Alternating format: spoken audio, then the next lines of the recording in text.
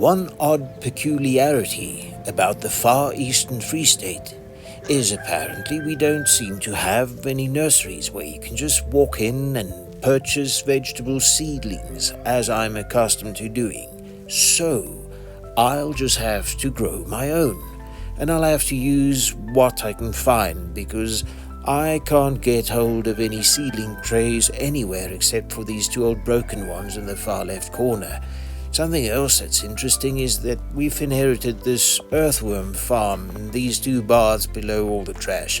So we're going to resuscitate those, and I'll show you how that turns out in time. And in these frozen grounds, this is where we're going to establish some vegetable beds and plant out our seedlings in due course. So follow along and I'll show you how we transform this old neglected garden back into something that's very productive.